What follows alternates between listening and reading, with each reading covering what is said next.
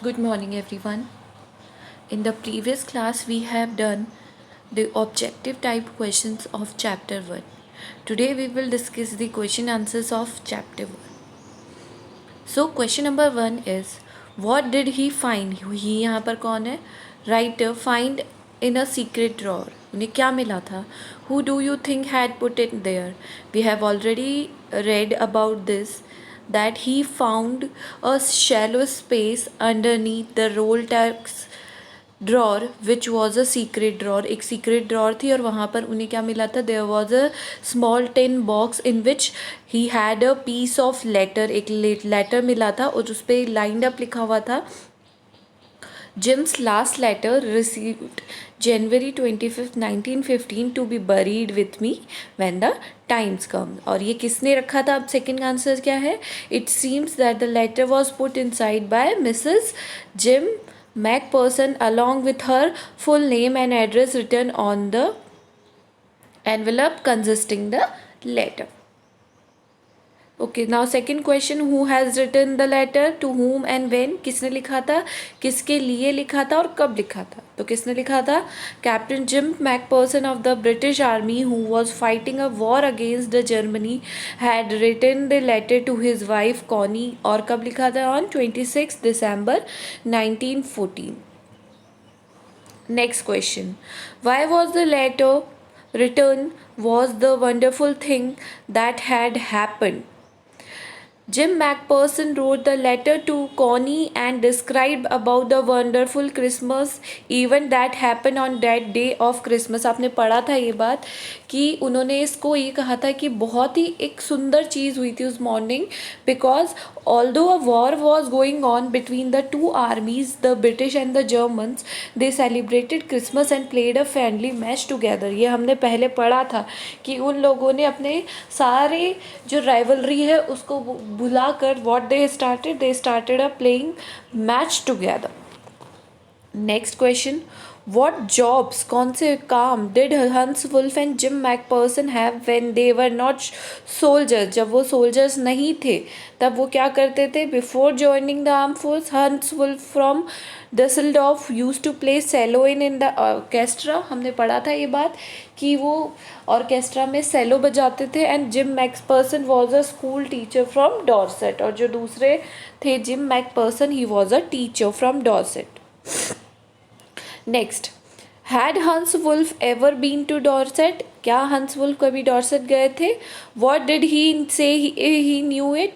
No, वो कभी भी डॉर्सेट नहीं गए थे. He had learn Dorset about from schools. उन्होंने अपने स्कूल से सीखा था और एक जो बुक थी उससे भी. और वन ऑफ उनकी जो फेवरेट बुक कौन सी थी? Far from the madding crowd, written by Thomas Hardy. Next question, do you think Jim MacPherson came back from the war? How do you know this? No, क्योंकि इसके बारे में हमने बिल्कुल भी इसके बारे में एक भी हिंट नहीं दिया हुआ है. शायद उनकी जो वाइफ थी कॉनी, वो इतनी एजड हो गई थी तो शायद वो वापस रिटर्न होकर नहीं आए थे. What did author go to Why did author go to Bridport? क्यों गए थे Bridport? To meet the Connie MacPherson and to give her the letter. जो लेटर था उनके हस्बैंड का वो डिलीवर करने, जो उनके हाथ मिस्टेकनली लग गया था. Next question, how old was Mrs. MacPherson now? Where was she? MacPherson कितनी ईयर की हो गई थी? 101. And she was in a nursing home. Burlington का नर्सिंग होम था. और क्यों थी वो वहाँ पर? क्योंकि उनके घर पे क्या हो गई थी? आग लग गई थी. Next question, what did Connie Macpherson think visitor was? किस कॉनी ने उन्हें क्या समझा था? अपना हस्बैंड. शी थॉट दैट जो विजिटर आए हैं was her husband Jim Macpherson. Now which sentence in the text shows that the visitor does not try to hide his identity? कौन सी ऐसी लाइन थी जिससे हमें ये पता चला कि जो विजिटर थे वो अपनी आइडेंटिटी नहीं छुपा रहे थे? तो वो लाइन थी, I explained you about the desk about how he had found it but I don't think she was listening. पर वो इस चीज़ को सुन ही नहीं रही थी, बिल्कुल भी वो इस चीज़ को सुनना ही नहीं चाह रही थी। He was in is day dreaming कि उनके हस्बैंड आए हैं वापस, लेटर उन्हें लेकर वापस आए हैं वार्ड से। Next question. For how long do you think Connie had kept Jim's letter?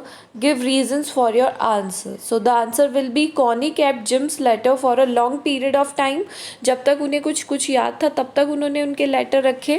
We understand this from the fact that she told the narrator how she used to read the letter every day and could feel Jim's presence around her always. और ये हमें इससे उनकी उस line से पता चलता है जब उन्होंने ये कहा कि मैं तो तुम्हारे लेटर रोज़ पढ़ती थी और मुझे हमेशा ये लगता था कि तुम कहाँ हो, मेरे आसपास ही हो. Why do you think that the desk has been sold and when? Desk कहाँ कब बेची गई और क्यों बेची गई? Though the roll top desk was put up for sale when the house was in which Mrs.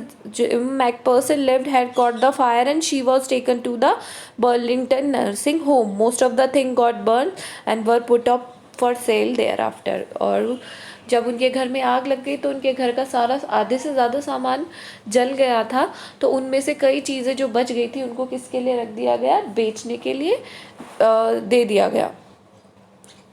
Next is, what do you think? Jim and Hans think that the games and sports are good ways of resolving conflicts. Do you agree? इस question का ये meaning है बेटा कि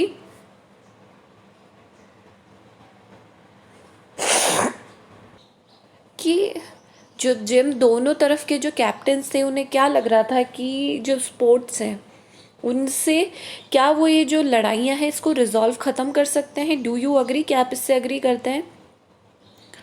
Jim and Hans thought that games or sports are good ways of resolving conflicts because nobody lays down their lives in matches. ये हमने पढ़ा था कि जो वॉर्स होती है उनमें क्या होता है, कई लोग होते हैं जो ऑर्फन हो जाते हैं, कई बच्चे ऑर्फन हो जाते हैं, वाइफ विडोज़ हो जाती है. तो दोनों ये चाहते थे कि लड़ाइयाँ इसी तरीके से, जो वॉर है इसी तरीके से रिजॉल्व हो जाए, ख़त्म हो जाए. Yes, we agree with them because it is the ideal way to resolve the conflict. इससे ज़्यादा बेटर ऑप्शन हो ही नहीं सकता है लड़ाई सॉल्व करने का.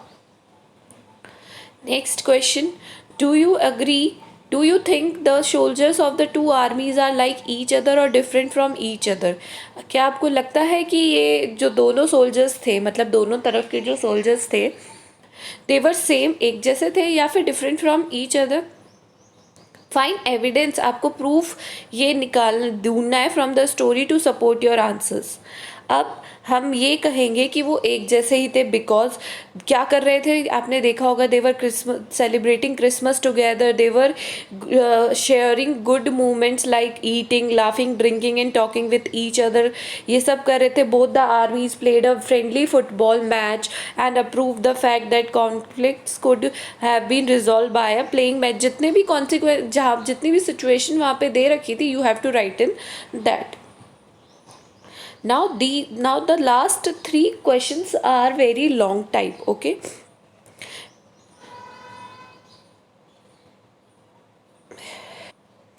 mention the various ways in which British and the German soldiers become friends and find things in common at Christmas. वो कैसे फ्रेंड्स बने थे और कौन कौन सी चीज़ उनमें कॉमन थी?